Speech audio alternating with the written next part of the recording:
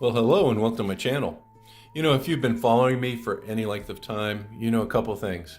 Number one, I really enjoy making custom action figures. And number two, I'm a huge fan of the Universal Monsters.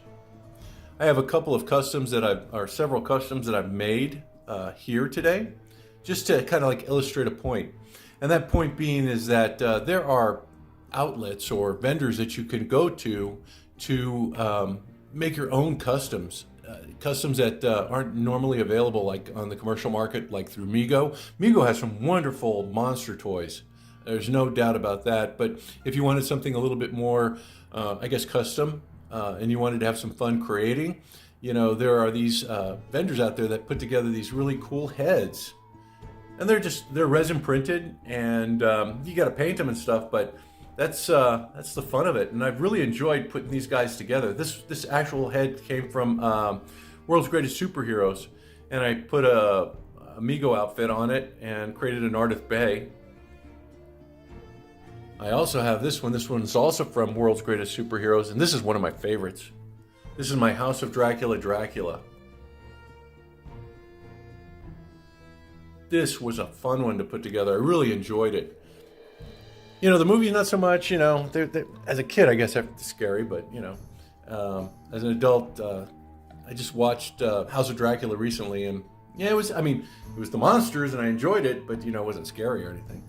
And here I have a custom that I put together just recently, and this one was something that I printed.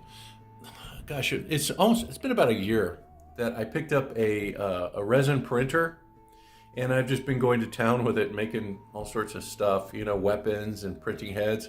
And this head here came from a statuette file. It was a statue of the Glenn Strange Frankenstein, and I just kind of like lopped off the head, added a neck piece and got it on an S-type body or a Mego type body, and voila, I have a custom. I also did the same thing with this right here. This is my Wolfman. I'm actually doing a live stream tomorrow with my buddy Chris on his channel, Mr. C Dives In. We're going to be getting together and showing off our finished customs for this Wolfman.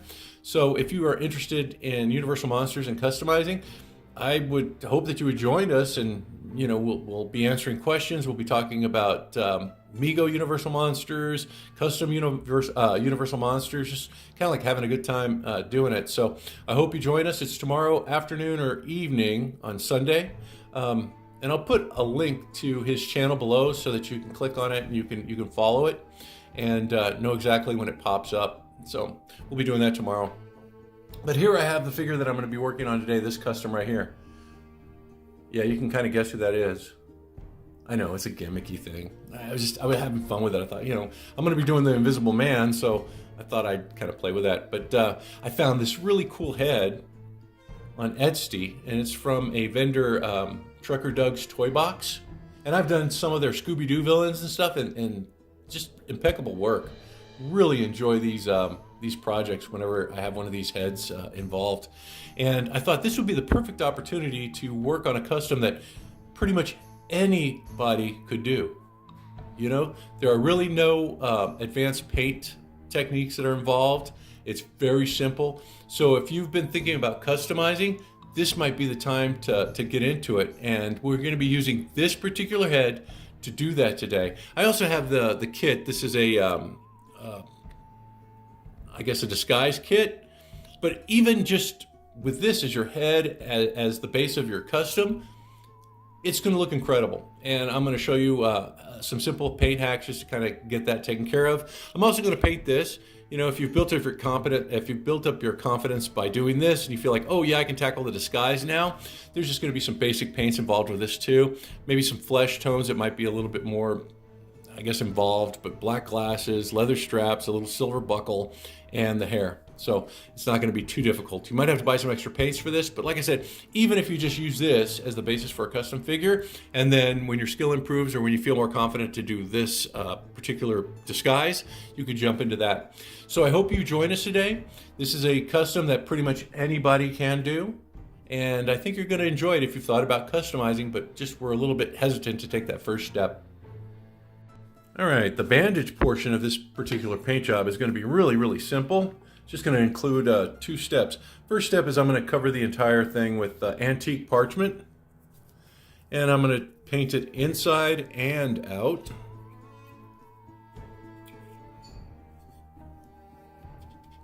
Let's start with the inside first.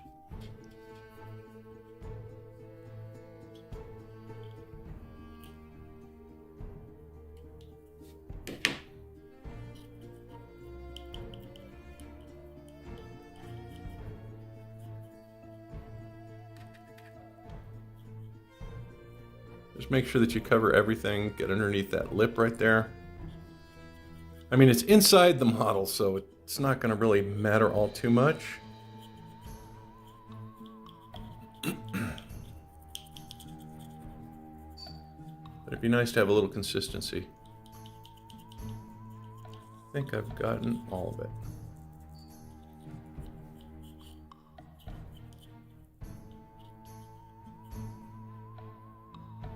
Okay, now I'm going to place this into my holder. For some reason, it's just not wanting to stay in there. And then I'm going to paint the outside of it.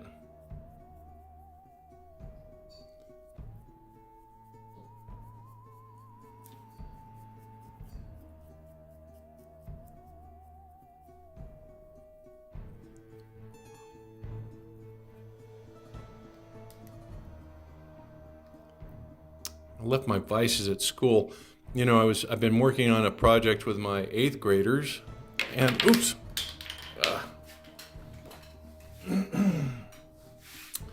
As I said, I've been working on a project with my 8th graders, and I think I left my little painting vices at work. Let's see. Might have to get some tape and put it in there. Give me a sec. I actually put a little glue in there. But as I was saying, I've been working on a little project with my 8th graders. We're doing a diorama for the Civil War. We still haven't chosen the battle, but we've been painting figures of little soldiers, and they're just having a good old time. Yeah, see, that's just pretty easy so far, right? Nothing too complex, just making sure I get a nice even coat on it. I might have to paint it a couple of times just to get a deep, consistent color. But that would be the only, I guess, stipulation in this for applying the paint is that you may have to do it twice, do 2 coats. Okay, first coat's on. I'll probably apply the second coat off camera, and then we'll get to the second part of this paint job, which is going to be adding the wash. See, look at that. Inside and out. To finish these bandages, I'm going to use a shade. This is called Agrax Earth Shade. And I'm going to take a little bit of my water here and just drop it in there because I'm going to do like a 50-50 mixture of this Agrax Earth Shade and water. And I'm going to take it after I rinse off my brush, and I'm going to kind of brush it over the entirety of the model, just bringing out the bandages, trying to follow those lines on the bandage. And what that is doing is it's darkening the bandage a little bit in the little creases. And it's giving you kind of like a fabric type of look.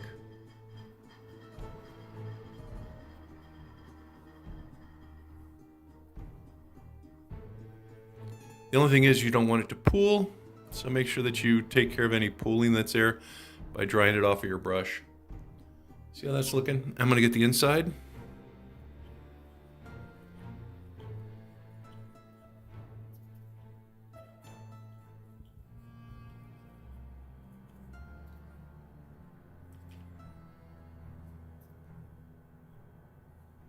Oops, got to get under the chin. And see, that would make a nice head by itself. But as I said earlier, I'm going to show you how I would paint the disguise so that you know, if you want to do a complete look, you can. But even if you just wanted to leave it with this head on there, I think it's going to really look good. So I'm going to go ahead and start the disguise kit if you wanted to take it to that next level. Now that the main part of the head is done, if you're feeling adventurous, let's go ahead and tackle the disguise. I'm going to start with a brown paint covering the inside of it. And this right here is an apple barrel paint I picked up at Walmart. It's called Burnt Umber. And I think it's going to be a nice base coat because it's darker, and it's what I'm going to paint in the hair.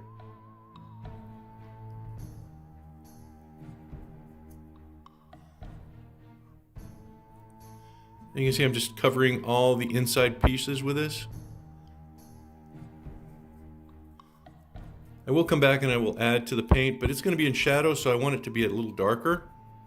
And that's why I'm using this paint. It's going to be a kind of like a shadow, or the interior paint that's the darkened part that's covered.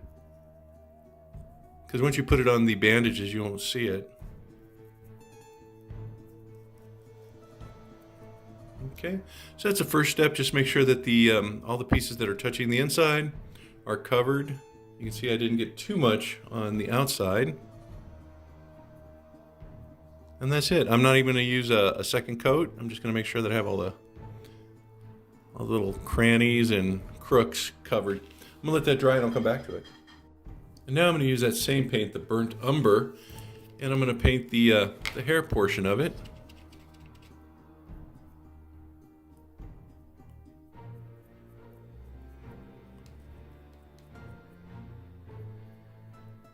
If you get a little bit on the glasses, no big deal.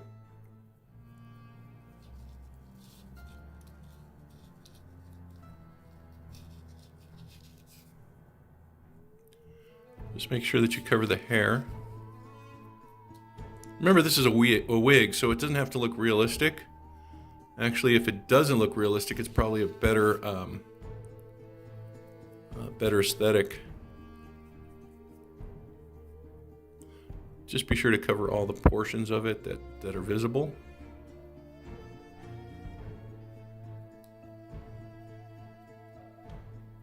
Okay, so that's the wig. Let me let that dry. I have some of this apple barrel paint and some multi-service satin, because I want a little bit of I guess a glare to it, or like a shine. So I'm just going to paint the frames and the glasses. This was probably going to be the most difficult part. Try not to get it on the nose, because we're going to be painting the nose in just a second.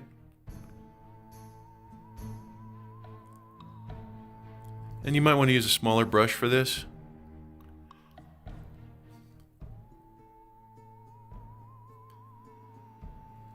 That's one of the lenses. And I'm going to be painting the strap a lighter color of brown.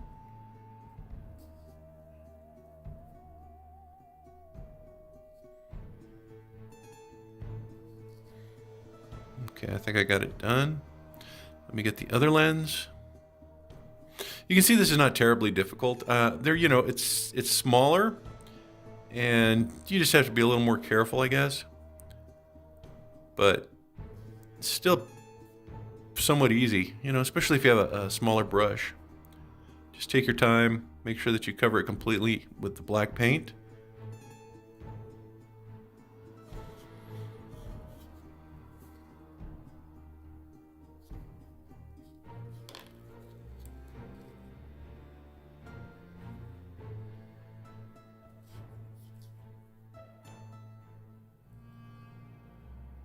And I think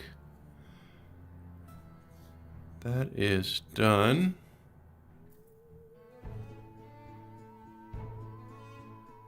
Okay. I think I'm going to go with the lighter color. Nope, I'm not, because I wanted to do something a little. That's what I'm looking for. I wanted to do something with the frames, highlight. So I don't have my flesh tone here. Let me go grab it real quick. For the flesh color, I'm using something called Layered Flayed One Flesh. And this is a Citadel paint. So these are a little more expensive. The Citadel paints are maybe $5-6 a tube, whereas these apple barrel paints are only like gosh, 59 cents, 60 cents. Not expensive at all. And you can see I'm just painting the nose, this fleshy color. This fleshy color is it's called Flayed One Flesh because it's used for the undead. It's a very pale color. But I'm going to use that same shade that I used earlier. That Agrax Earth shade, the one that I used for highlighting or darkening the bandages. I'm going to use that here in just a second. Here, let me shake this up. It's a little watery. But you can see what that's doing. It's giving it a putty look for the nose. Not a realistic flesh tone at all.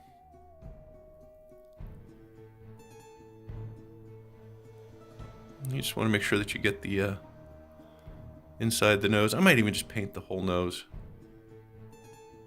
even though it won't be seen back here, just to make sure I get that line right there.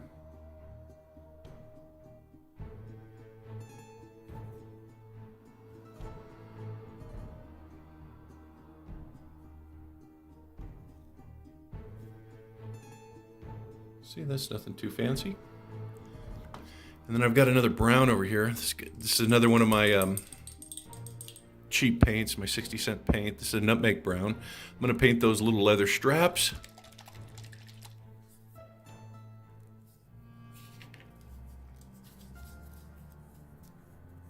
And the basic paint for the disguise is going to be done. Like I said, I think I'm going to show you how to do some special paint techniques that are not difficult to do and are really going to jazz it up. But if you just went this far, I think you'd be happy with it.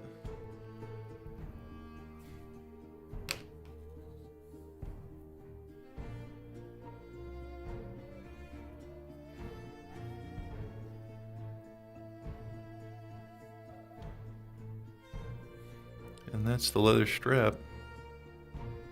You can see that brown kind of like defines the lines where it ends, as far as the where the paint should end. Kind of darkens it where it needs to. But if you were just doing the basic, I guess, disguise, I think that would do it. I'm gonna let this dry, and I'm gonna come back and I'm gonna show you some like highlighting techniques to kind of like I said, just kind of jazz this up. But I have to make sure it's completely dry when I do. All right, we're going to go ahead and jazz this up. I'm going to use my metallic paint. I've got this antique copper. Again, I think I got this at Hobby Lobby, but pretty much any metallic paint will do. I'm just using copper just because I believe that's the paint that's shown in the colorized movie posters as the kind of material that the goggles are made out of, the metal part. And I'm just taking let me show you how I did that again. I was talking. I'm just getting a little paint on my brush, and I'm going to get rid of like 90% of it. I'm going to wipe it off, and I'm going to squish it out, and I'm going to move it around on the napkin until most of it's gone. And then I'm just simply going to take it, and at the base where the nose is, not on the nose, but just the base where the nose is, just add some dry brushing to that. You can see that metallic kind of glint to it. Not too much. I just want a little bit of a metallic effect.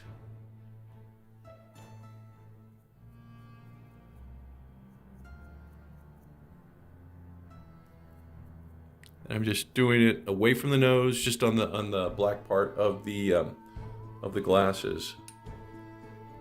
Let's see. Oh, can you see that? And then I'm also going to take there's like little metal buttons here. I'm going to take my smaller paintbrush, and I'm just going to put a dot on each one of those little buttons.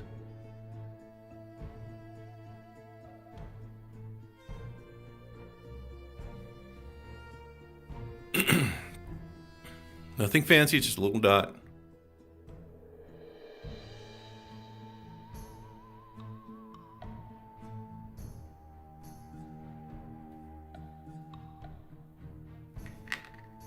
Okay, and the final step is I'm going to get my Agrax Earth shade again, and I'm going to layer it into the hair. Let me see, I got a bigger brush. This is the same stuff I used on those bandages. And I'm simply going to paint it into the hair.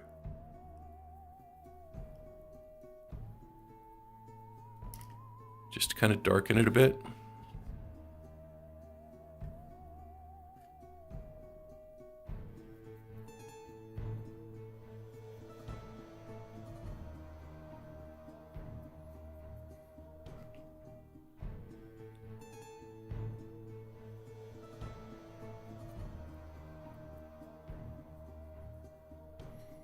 And I might as well do the little leather strap. And I think I'm done with that. Let me let it dry and get it onto my figure. But you can see that if you're doing the disguise kit, it's not that big of a deal either. This is really an easy custom to do. Here's my head over here somewhere. With the bandages and the disguise kit. I was thinking I'd put it on there, but that's wet and I'll get this messed up. But with the bandages on there and then the disguise kit, both of these paint applications pretty simple. If you're looking to start your own Universal Monster collection and just want to kind of like see what it's like, this is an easy one to do. I'm going to go ahead and get this ready. And then I'm going to put it on my figure. I might as well show that too. I'll be right back. I got something I got to grab. This is the finishing touch for all of my customs when I'm painting a head. It's the matte clear enamel from Rust-Oleum. They have a new applicator on this. I really like it. And what I do is I just spray this onto the painted head, and it kind of like evens out the paint, and it also protects it. I have to wait till that dries because you can see it's still wet. But it also protects the paint job from scuffs and smudges. The only thing is you got to wait until it's completely dry. Wait at least maybe an hour or two until it completely dries, and then you hit it with a light dusting of this. But critical last step. I wasn't wrong about that, was I? Even without the disguise kit, he just looks incredible. It's a great looking figure. One thing, the clear body, I got a clear body for this guy, but it doesn't show at all. And I replaced the hands with white gloved hands because, in the movie he had the white gloves covering his hands. So, you know what, I don't think it costs any extra, but I don't think you need to get yourself a clear body. You'd probably be better off getting a white body, so you won't have to buy any gloves. But speaking of buying stuff, this right here is the blue jacket. I think it's from the President's Collection. Has a little handkerchief in the pocket here. I got the turquoise tie. I've got the gray striped pants with the black rubber shoes. And of course a dress shirt underneath that. It just all comes together really well. Let me get that disguise on him. So, even if you don't do the disguise, you can see it is the Invisible Man. Let's see, with the disguise. Boy, look at that. That is so cool. Let me adjust it. I think it looks better like that when it's kind of like a skew. Wow, what a cool looking head. As you can see, it was a really easy figure to put together, and the results are really neat. Look at that. If you just wanted to paint the bandaged head, looks really good. If you want to spend a little extra time and work on the disguise kit, we didn't really do too much. You can see that there's not a lot of detail in this just because, it's supposed to be a disguise, so it's not really supposed to look like a face or anything. Just comes together really well. All in all, really happy with this figure. I hope it inspired you to try customizing. If you like the, Universal Monsters, and perhaps you have some of the Mego figures. Maybe you have the Invisible Man. The Invisible Man's jacket would look great on this guy, wouldn't it? But it might be your foray into you know, the hobby of customizing. I warn you though, it becomes addictive. I mean, I don't have to push myself to do one of these a week. It's fun. I mean, I just get out there and I say, oh, what do I want to build this week, right? Well, until next time, you guys stay safe, be cool, have fun with your customizing. I know I am. Well, until next time, see ya.